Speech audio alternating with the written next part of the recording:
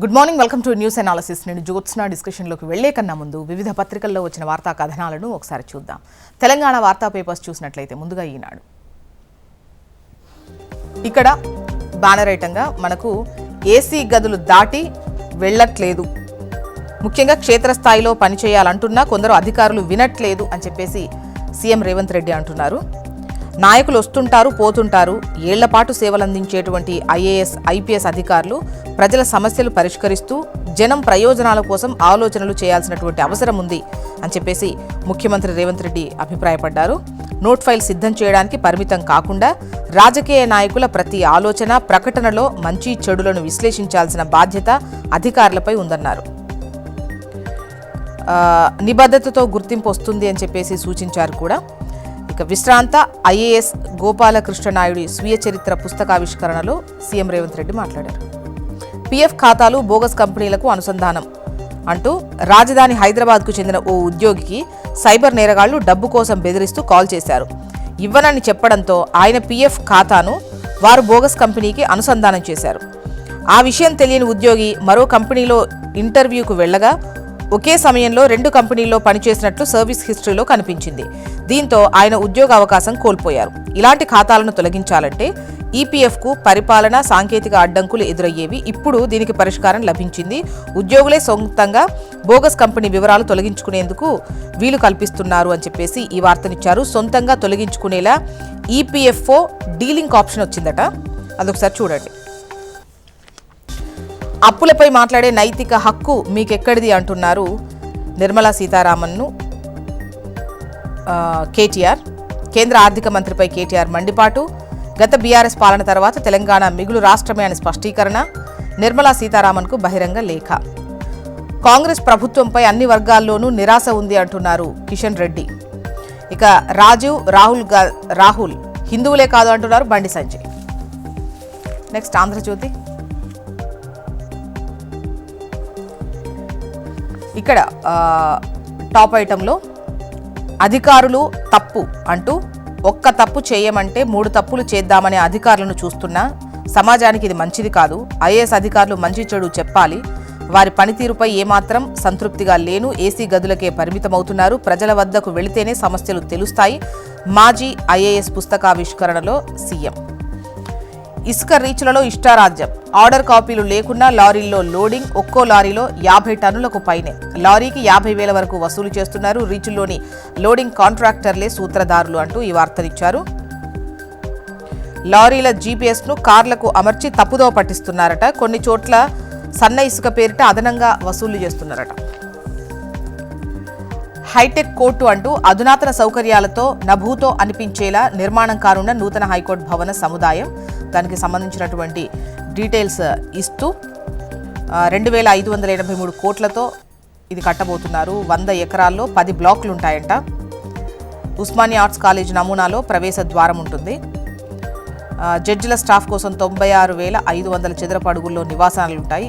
ఒకేసారి 2,800 కార్లు నిలిపేలా పార్కింగ్ సదుపాయం కూడా కల్పించబోతున్నారు. ఇక మల్టీలెవర్ మార్కెటింగ్ పేరుతో 850 కోట్ల మోసం జరిగింది. పెట్టుబడికి 45 రోజుల్లో 22% లాభమని ప్రచారం చేస్తారు. 6,979 మంది నుంచి 1,700 కోట్ల సేకరణ, సగం చెల్లింపు, మిగతా సగం ఎగ్గొట్టిన నిర్వాహకులు. పాల్కమ్ ఇన్వాయిస్కు చెందిన 2 అరెస్ట్. నెక్స్ట్ నమస్తే తెలంగాణ. ఏపీ జల దోపిడీ అంటూ 25 రోజులుగా రోజుకు 2 టీఎంసీలు తరలింపు. రాష్ట్ర ప్రభుత్వం చోద్యం. ఇప్పటికే 646 టీఎంసీలు మళ్లింపు. వేసవికి ముందే ప్రాజెక్టులు ఖాళీ. ఏపీ ఇష్టారాజ్యం, కాంగ్రెస్ చోద్యం అంటూ ఈ వార్తనిచ్చారు. సర్కార్ కండ్లు తెరవాలి. ఏపీ జలదోపిడీకి అడ్డుకోవాలి. సాగర్ కుడి కాలువ నుంచి రోజు 10,000 క్యూసెక్కుల నీరు తరలింపు. ఐఏఎస్లకు ఏసీ జబ్బు అంటూ ఏసీ రూముల్లోంచి బయటకు వస్తలేరు. ట్రైనింగ్ నుంచే ఐపీఎస్ల సెటిల్మెంట్లు. చెడు అంశాలే వాళ్లకు రోల్ మోడల్. మేము ఒక్క తప్పు చేయాలని చెబితే వాళ్ళు 3 తప్పులు చేద్దామంటున్నారు. రిటైర్డ్ ఐఏఎస్ పుస్తకావిష్కరణలో సీఎం రేవంత్ రెడ్డి వ్యాఖ్యలు. మిగులు రాష్ట్రంగా అప్పజెప్పినాం. బీఆర్ఎస్ పాలన తర్వాత కూడా మిగులు బడ్జెట్టే. అప్పులతో రాష్ట్ర ప్రజల దశాబ్దాల కష్టాలు తీర్చాం అంటున్నారు కేటీఆర్. Next Hans India.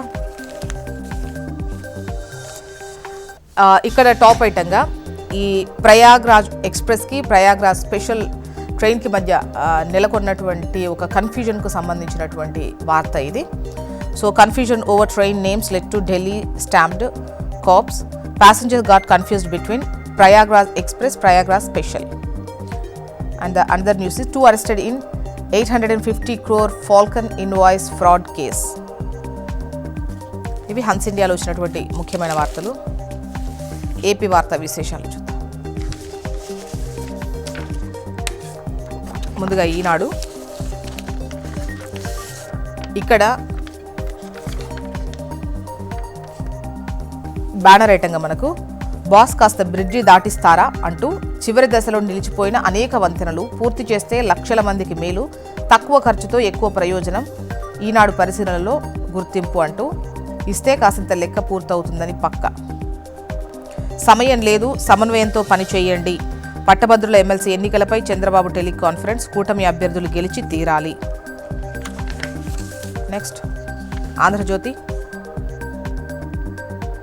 విచిత్రాల వీధులు అంటూ మురికివాడకు రంగుల శోభ, రూపుమారిన తిరుపతి స్కావెంజర్స్ కాలనీ.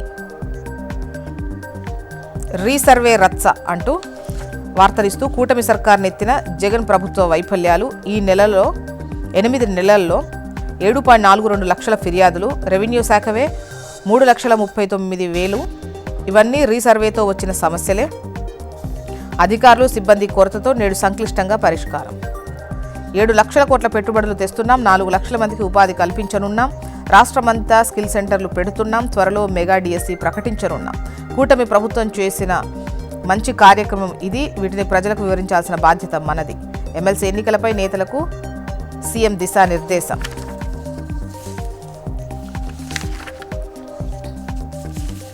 సాక్షి. ప్రమాదంలో ప్రజారోగ్యం అంటూ బ్యానర్ ఐటమ్ ఇస్తూ ఆసుపత్రుల్లో మందులు లేవు, అధ్వాన్నంగా ప్రభుత్వ ఆసుపత్రులు, ప్రజల ఆరోగ్యం పట్టని చంద్రబాబు సర్కార్ అంటూ వార్తనిచ్చారు. 2 రైళ్లు ఒకే పేరు. ఢిల్లీ రైల్వే స్టేషన్లో తొక్కిసలాటకు అదే కారణం. అనౌన్స్మెంట్ వినగానే హైరాణ. తమ రైలే అనుకొని ప్లాట్ఫామ్ మారేందుకు పరుగులు. దీంతో పెద్ద ఎత్తున తొక్కిసలాట జరిగింది. 18కి పెరిగిన మృతుల సంఖ్య, 30 మందికి గాయాలు. మృతుల్లో 16 మంది మహిళలు, చిన్నారులే.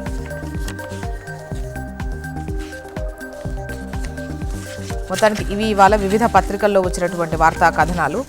ఇప్పుడు ఒక చిన్న బ్రేక్ తీసుకుందాం. బ్రేక్ తర్వాత డిస్కషన్లోకి వెళ్దాం. Stay tuned.